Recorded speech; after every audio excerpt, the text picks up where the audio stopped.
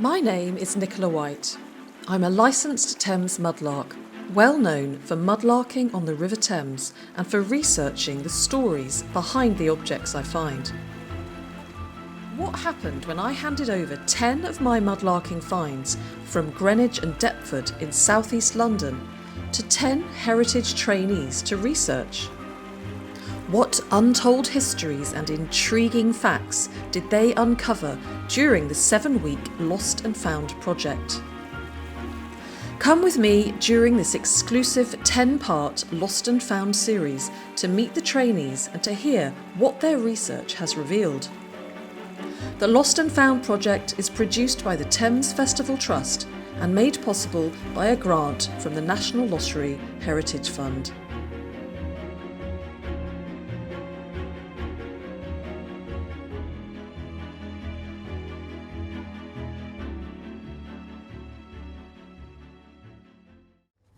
Hi everyone, welcome to the Thames foreshore. We're here at Deptford today and this is series 5 of the Lost and Found series.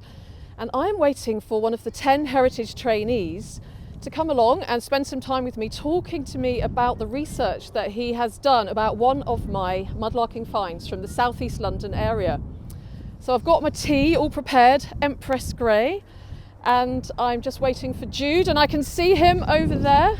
Here he comes. Hi, Jude. Good morning. Good morning. Lovely morning for it. Fancy seeing you here. I know, what are the chances? Unbelievable. Hello. Can I offer you a cup of tea? That would be wonderful, please. I'd very much like that. And then afterwards, perhaps you could introduce yourself to my viewers and let them know what you chose to research and why. Okay, so I suppose the mystery should be unveiled. This is a Band of Hope Temperance Medal. This is what I chose to research. I think it might be, of the 10 objects that the 10 different trainees researched, I think it might be the most modern one, or at least one of the ones that we can put a certain date on. And to introduce myself, I'm Jude Pretoria. I'm a historian. I was one of the 10 heritage trainees on the Lost and Found project, which was just a wonderful thing to be involved in. It's such a lovely group of people, and you know, you've been having your conversations with them, and I'm sure the viewers will see how engaged and excited all of us are about this project. It's been a joy. Yeah, and it's been wonderful for me to find out so much additional information about my mudlarking finds. Yeah. It's just been an absolute joy. And I get to sit on the foreshore with a cup of tea as well. Yeah. What's not to like? Exactly, on a beautiful morning like this. So let me have another look at the medal. Yes. So I remember the day I found this medal. So what we're going to do now is I'm just going to show you a clip of when I was on the Thames foreshore when I found this. And I think it was maybe about 7 years ago. So I've just spotted down here, can you see it, something round, just here. And it looks like a medal of some kind. Let's see if I can see what's on it. Yes, it is. It's some kind of medal.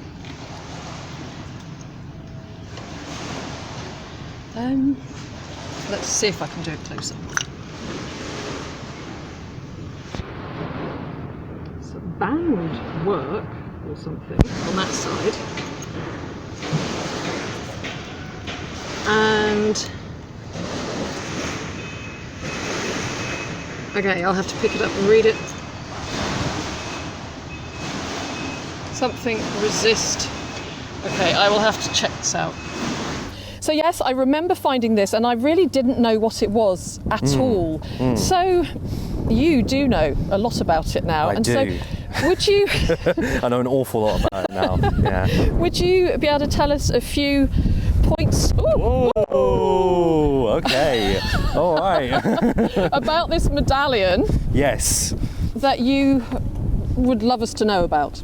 Well, I mean, let's start with the obvious thing, Yeah. which is you pick it up and you look at it and you can't help but see the Band of Hope on the front. And it's got a reference to a Bible verse. Now, I must admit, I cannot remember now what that verse actually says, but I'm sure we can find that out after the video. And there's a beautiful decorative design on the back of flowers with a banner that says, "Pledge to resist our country's greatest foe." which when we were selecting objects, I felt immediately drawn to this medal because I when you introduced it and said it was Temperance Medal, Yeah. I'd already kind of, in research for other pieces of work, touched upon temperance and kind of had a glimpse into that world, but didn't really have a proper understanding of it. Yeah. It was kind of this thing that I was like, oh, well, I can, at some point, when I get the opportunity, I'll come back and look into that. And and I'm sure you get the same with the other trainees. There were numerous different objects that I could have selected, numerous different ones that spoke to you, and I'm sure Yeah. you get this in your work. You find that certain objects just pull you in. Yes, you just absolutely. gravitate towards Yeah. it. I just kept coming back to that medal. I don't know why. I just thought, I've got to find out more about this. Yeah. Because I had no idea what a Band of Hope was. You know, like, what on earth is that? And then the kind of almost warlike language on the back really struck me. A real kind of crusading language. Our greatest foe, the enemy. You Yeah. know? And I thought, okay, well, what's going on here? This is definitely temperance, but this is like a level above. There's some clear kind of fervour going on here. And first of all, what is temperance then? Okay, so this is a very important point to touch upon. Essentially, the temperance movement was a movement that developed across the 1800s, focused upon combating drink, and it was a teetotal movement that sought to replace what was then a quite ubiquitous consumption of alcohol on a day-to-day basis in the Victorian era with alternatives, especially water. They loved their water. Yeah.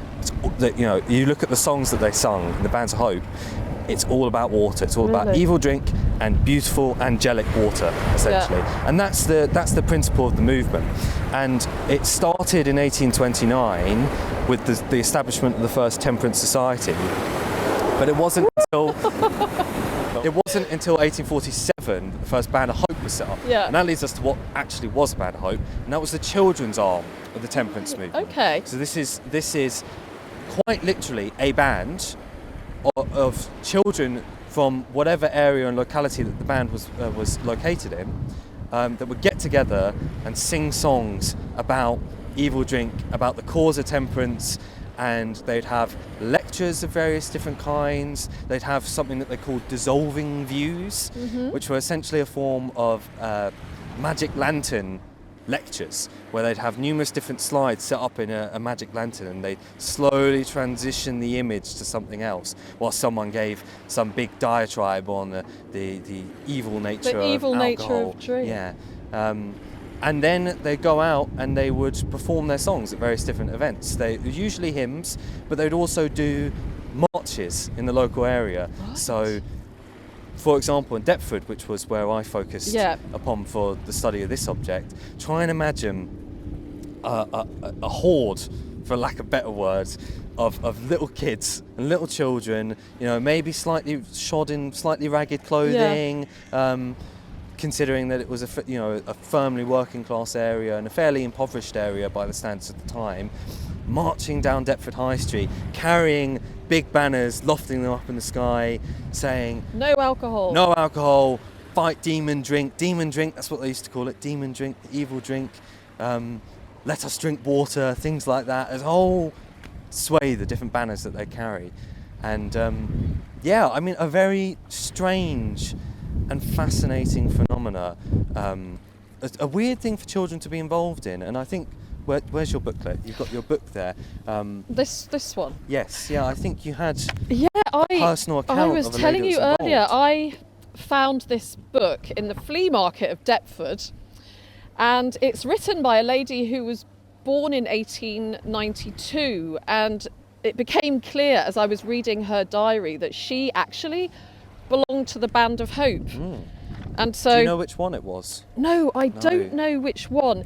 And so she writes down in her diary a little incident that occurred to her. She says, "Now, when I was to sleep on that sofa, there seems to have been a supper party in progress.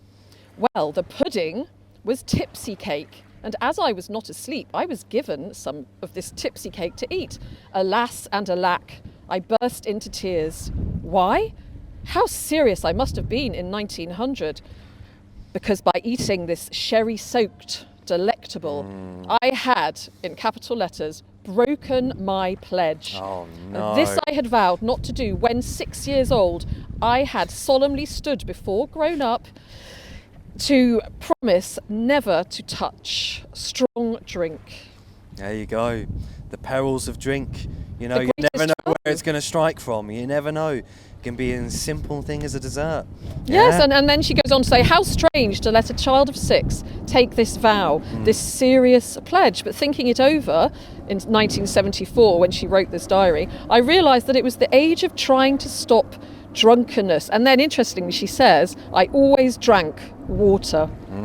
There you go. So that is fascinating. So these children, would they have been maybe wearing this badge then? So the this medal, greatest foe, like marching down the... this was one of the kind of first things that I had to deal with and broach with when researching this medal was, what actually is this medal? Like, what is it? What is its purpose? What was it specifically for? Yeah. And I spent a really long time scouring corners of the internet and just not digging up anything. And I came complete chance upon an image from the 1900 Band of Hope manual. So this was a manual for if you want to set up your own Band of Hope, if you want to get, you know, all these local children together to sing about how awful alcohol is, this is how you set it up. And a section of it is the medals. Oh. Yeah, so let me tell you about the different medals that they actually had, because this is one of 4 at the time that this was being issued in the early 1900s that the Band of Hope would have handed out to their members. So you had the new members medal, so when you signed up, you know, when you enlisted and took your pledge to fight the greatest foe, you would get a new members medal. Then there was your 1 year's membership medal, and you get various different bars affixed to that for each successive year that you were part of your Band of Hope. Then you'd have the Badge of Honour, which was, as you would suspect, you know, given for a specific act of honour. You know, what that was defined as is very kind of nebulous, but various different things. And then you have this medal that we have here, and this is arguably the rarest. And This one is? This one is arguably the rarest of them all, because this is the recruiter's medal.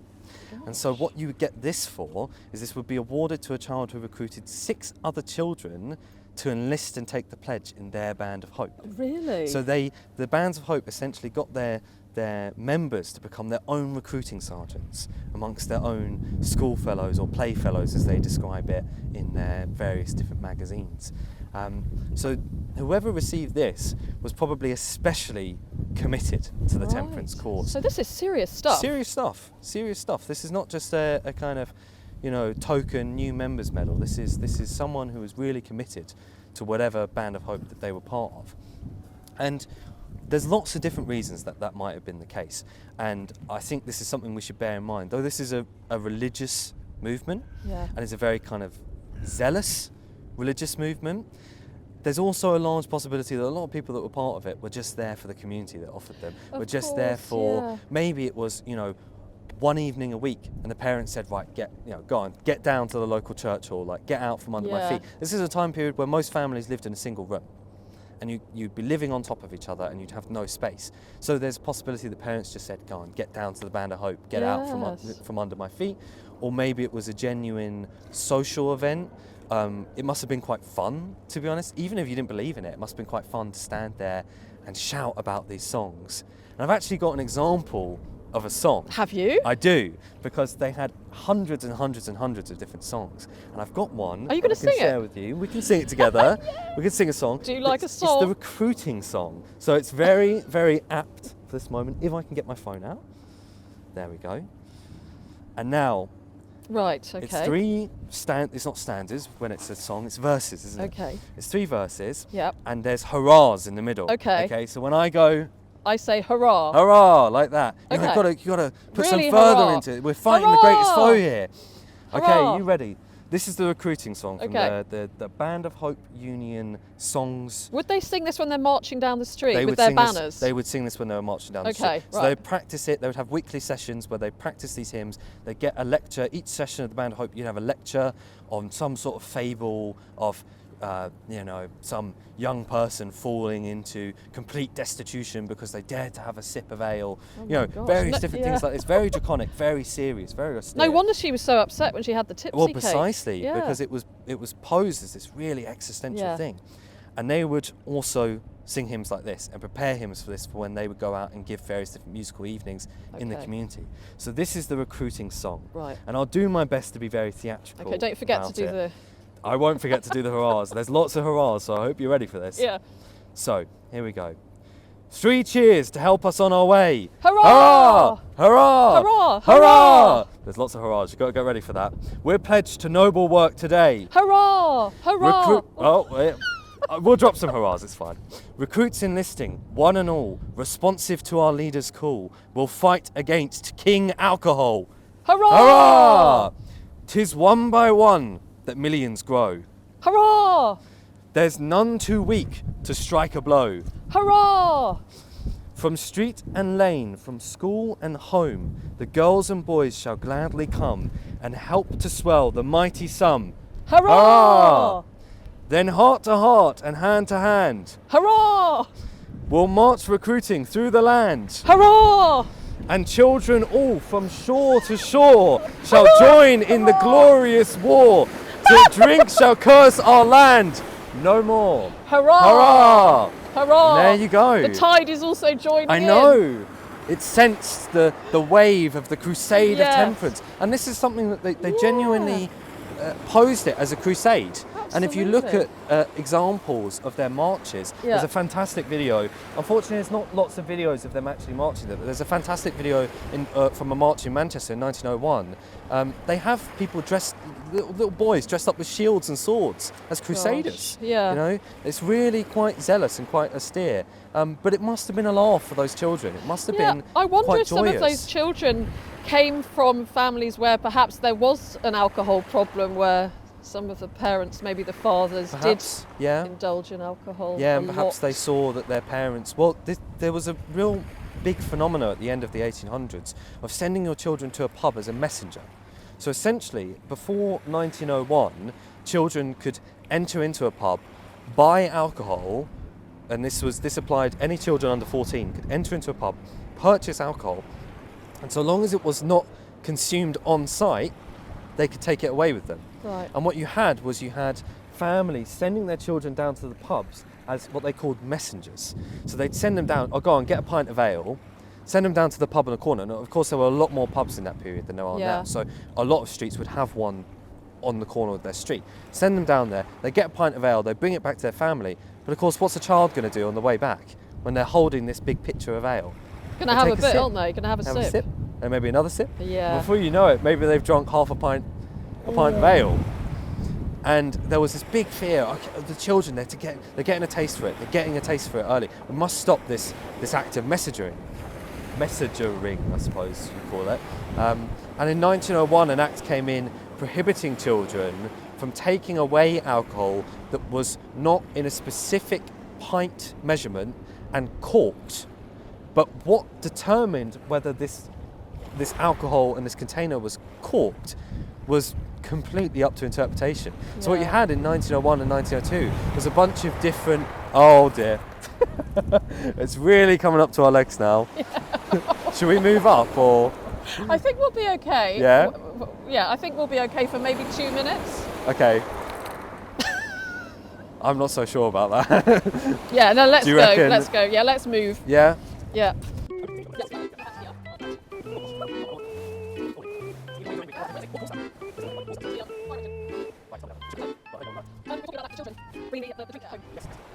Yeah. So with the messaging phenomena, essentially what you have is a 1901 Act that prohibits children from taking away alcohol from a pub unless it's specifically in a pint measurement and specifically corked. But what constitutes corked and sealed that a child can't get into, no one really properly defines. Yeah. So you get a bunch of different accusations, a bunch of different criminal cases brought forward for different publicans who haven't sufficiently sealed the bottles that they're handing to children. Yeah. And you get a whole phenomenon as well of men standing in the doorway who go in, buy the alcohol, bring it out, hand it over to the child, and off they go. Because the second it's outside the bounds of a pub, the law no longer applies. Right. So you have all these different conflicting aspects going on, essentially. It's not just that the children are drinking the alcohol, but that there's a whole culture around it, and there's a normalisation, I think, of the consumption of alcohol that the bands are hoping trying to fight against. And as I said beforehand, this being a recruiter's medal, this is probably going to be someone particularly committed to the cause. And because it's a rarer medal, I was looking through various different instances of prize givings, and I was really struggling to find any mention of a recruiter's medal. And it was very rare that they mentioned children by name. Yeah. And yet, in 1911, at the Creek Street Mission Hall, at their annual prize giving, we have a name. Really? Is that in Deptford? In Deptford, Right. of a local girl who was given this exact medal. Or not Really? this exact, but this exact Gosh. type of medal. And who knows, but there is a possibility that it may have been hers. Seems as it's such a treasured, specific type of medal. And what's her name? Her name is Jessie Gosling. Jessie. Margaret Jessie Gosling. And I've got some information on her. Yeah. And she was baptised in St Nicholas's churchyard, which we can go and check out now. if you Yeah, like. that's just down the road, isn't Yeah. it? Do you want to I'd move over there love and we to. can speak about Jessie? Yeah, absolutely. Let's go to St Nicholas's churchyard and carry on with our conversation. Wonderful. Because actually, I think we might just get completely Yeah, we're going to be submerged if we washed don't away move. into the Thames. Probably a good time to move. Brilliant. Okay, let's go. Cool. Yes. Wonderful.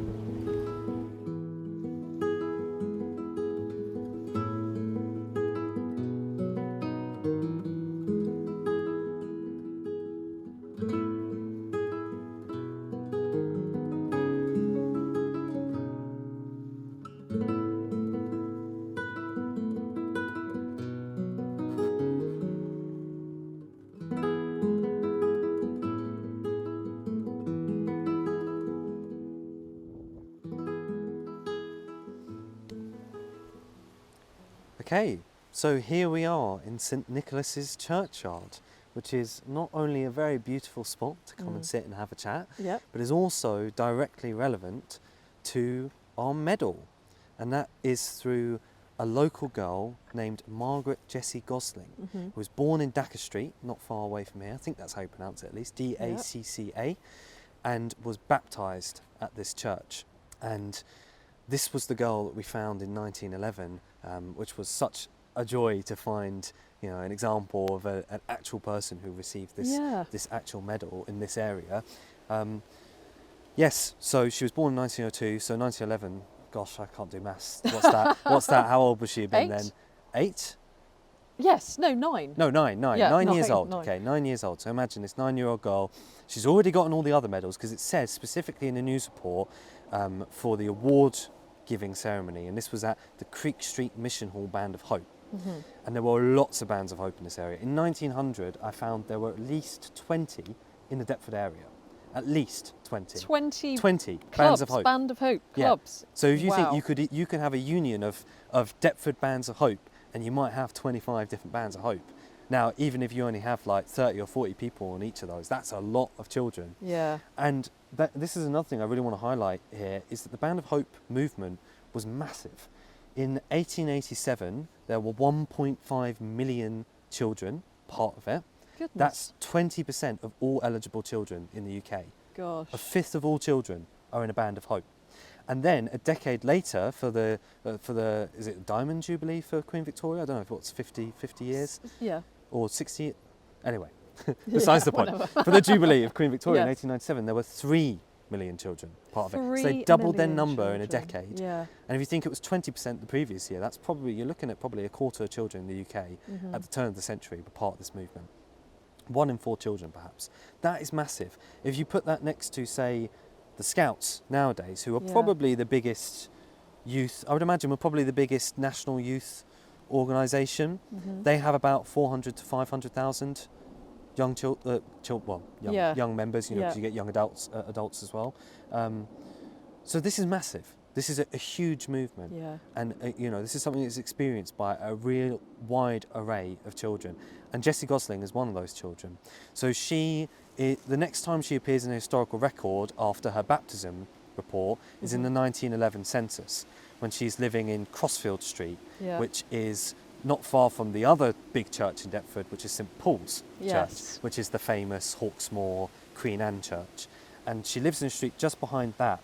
And her father works for Deptford Borough Council. Okay. So there might be an element of, because her father has a somewhat up-and-coming, well-to-do job, perhaps, the ideas of that aspirational role. I mean, we don't know, if we can never say for certain. Perhaps that rubbed off and influenced the family's own belief in temperance and in fighting alcohol. Who knows? Or maybe her father was a raving alcoholic. We can't say for certain. And maybe her fervence for it was a response to that. But anyway, what we find is in 1911, she's at the Creek Street Mission Hall, and she gets this medal after having received this was her 4th medal. So she's received 3 other medals, probably that new member's medal, the 1 year service, and the Badge of Honour. And she also gets given a book as well at the same time. And she's the only child named in that newspaper report about this award-giving ceremony, which means it's a big deal. It's probably a big deal, and it's probably a real badge of honour.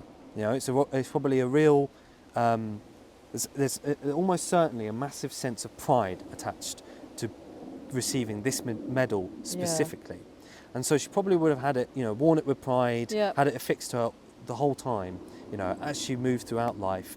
And I found it really difficult, past those early years of her life, to trace Margaret or Jessie. It seemed she was referred to as Jessie. Her Christian name is Margaret, but it seemed everyone referred to her as Jessie. I found it really difficult to trace her, and I couldn't really find what happened to her. But I'm thinking this would be a really precious item. How has it ended up in the Thames? How has it ended up in the Thames? Is that question with all the objects that we find? Why is it in the Thames? Or what do you think? Do you have a thought about why it ended up in the Thames? I think there's 2 possibilities. I think one is maybe a house clear out. Maybe it was in someone's drawer and their house got damaged in the Second World War, and it, or destroyed, and it all got tipped into the river, and it just happened to be in there. Basically someone picked it up and didn't know what it was, didn't realise the value of it, the emotional value of it more than anything else, and just chucked it in the river. Or, and this is my personal theory, I think it might have been cast into the river deliberately, because it's not the kind of thing that I think would have been lost or dropped into the river, because it's quite rare, and because it would be important to whoever received it. I think there's a distinct possibility that in an act of rejection of the ideas of temperance, someone pulled it off and cast it into the river. Now, we'll never know for certain, but I think there's a certain excitement about that idea that it might have been, you get similar things as with other medals, for example, military medals. You see lots of instances in military medals that have been cast in by soldiers who, maybe a few years later you find in mental institutions or maybe even committed suicide. I think there might be some sort of continuity here with a medal imbued with this zealotry, with this fervence for this movement, and that was quite rare. I don't think that's the kind of thing that you just lose, you just accidentally drop into the river. I think it's probably been put there deliberately. Yeah, I'm with you on that. So what do you think, everyone? How do you think that this temperance medal ended up in the River Thames? And you've written a fantastic essay about the medal. I've really enjoyed reading it. Thank you. And I just want to read the last paragraph of it, actually. You've said, Jessie evidently found a place of solace in one of her local bands of hope, whether out of religious conviction or simply for the community it offered her. It is impossible to say whose medal this is and how it ended up in the Thames. Perhaps it was cast in, fell in, was lost or dumped in with other possessions. There is a joy in its anonymity, though.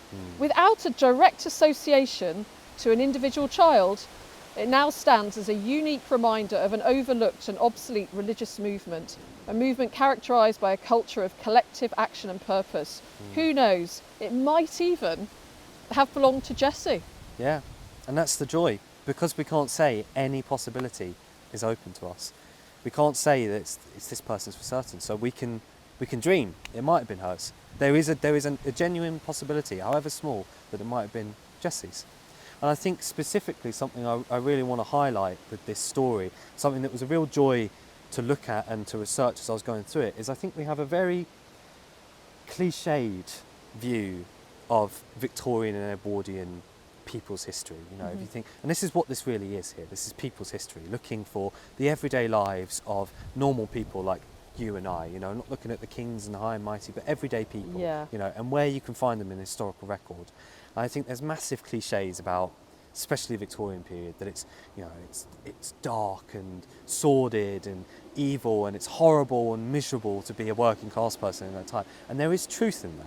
It is a difficult life that these people lead. And Jessie probably led a fairly difficult life. I mean, the street she lived in at the time we find her on the census was described, you know, who knows how accurate this is, as one of the Charles Booth investigators as squalor, essentially, you know, as sordid squalor. And that might be a middle class interpretation, and it might not actually truly represent what the people living there felt like. But if there's any truth in that, you know, these people are leading quite a difficult life. And yet, at the same time, they have massive social institutions and organisations, community organisations, where people come together for a collective person, a collective group, and for a collective purpose and for collective action. And it's clearly very inspiring to them. And it's clearly very uplifting. Why do people keep coming back to these bands of hope? Why does that lady in that book that you showed me earlier, for example, why was she so mortified that alcohol had passed her lips? Yeah. You know, because there's clearly a collective mentality here that people find solace in. And in amongst, you know, difficult lives of scrambling for money as and where it's possible, of living in what are today terrible conditions, you know, often one family to a room, and yet they have these massive institutions that have more numbers than anything comparable nowadays in contemporary Britain. So I think it's two sides of a coin there, and I think the kind of joyful aspects of this, when it's placed in the context of what it meant to everyday people, really shine through. Yeah. When did it die out? Do you know, the temperance movement? So, as a lot of things, kind of First World War, right. really. First World War dealt a massive blow to it, because there was a lot of propaganda at the start of the First World War where, because it was already posited as the greatest foe, it then became, well, it's not the Germans, it's not the Austrians, it's still drink is our greatest foe. And you get a kind of memorandum put out by Lord Kitchener that says this. It says, okay, well, you know, we're fighting the Germans, but at home, the real enemy is drink. We must fight against drink. And you get the Defence of the Realm Act that essentially limits licensing hours for pubs, and is the start of what then becomes a slew of regulations on pub opening hours, pub licensing. And then in 1923 you get an act that anyone under 18 can no longer drink, which for the temperance movement is a massive win. But by that stage, their numbers and their resolve is kind of dwindling in many ways, and they persist and they hold on until about the 1950s. And actually, really interestingly, when I was researching this, technically the UK Band of Hope Union still exists, but it's now Hope UK, which is a drug abuse, it is a charity focused around drug abuse rather than alcohol abuse, and a drug prevention charity instead. But that's a follow-on organisation that directly springs from the Band of Hope Union, and it's still called Hope UK. So it has an afterlife after the period we're talking about here, but in many ways loses the numbers and perhaps I don't really know what you could call it, the kind of gravity and the fervence and the passion in people that it captures at this kind of turn of the century. Yeah. So fascinating research. Yeah, really interesting movement, and I think with the size of it, you know, it's something that is quite overlooked. Yes. Well, you have written an absolutely brilliant essay, which I was totally absorbed by. And if you would like to read Jude's essay, you can actually do so for free by going onto the Thames Festival Trust website. And you can download the entire Lost and Found book for free. And you can also get a hard copy. I'll be putting some on my Kofi site. So I'll put details of where you can find one and how you can get one in the details of this video. And so, Jude, before we finish, how was it to be involved in the Lost and Found project? Did you enjoy it? I mean, an absolute joy, like a real joy. I mean that really earnestly. It was such a wonderful project to be involved on. All of the trainees were so passionate and involved and excited about the things we found, and I'm sure you viewers will see that across this series, how excited we all are about the different objects that we researched. And I think in many ways this research is a jumping off point. it's the start. Like I most definitely want to go and look into more bands of hope now. 20 bands of hope in Deptford in 1900. Yeah. Well, I want to know what they're all up to. I want to know, who are the key players in each of them? Did they do anything particularly interesting? Did they do any particular interesting music nights? Or they often had trips as well. For example, Deptford's Ragged School Band of Hope, so the Ragged School had its own Band of Hope. They used to take the kids down to Crystal Palace. They used to take them down to the Crystal Palace for the day. Big day out down to Sydenham to go and see all the marvellous different exhibitions in the Crystal Palace. I want to find out more about all of this and find out the kind of intersection between the different local institutions and sources of well-being that there were in this area. So a real joy, lots more to come, I think, from all of this and from the other research that others have done. I've got one question, Nicola. Yes, okay? please. Will you join the Band of Hope? I was just thinking I fancy a glass of wine, actually. Oh, oh dear. Shot to the heart. You heard it here first. We do not have believers in the cause of temperance here in Nicola White. Terrible. Oh, well, I think there's going to be a Band of Hope Part 2, so I'm sure everyone will be dying to hear more about your research. I've just so enjoyed this episode. And thank you so much, Jude, for coming along and meeting me, nearly getting swept away off of the Thames We did. foreshore. We had to fight with the elements. We did. And it's been an absolute pleasure to talk to you. Thank you for having me. Good luck with what you go ahead now and do. Thank you.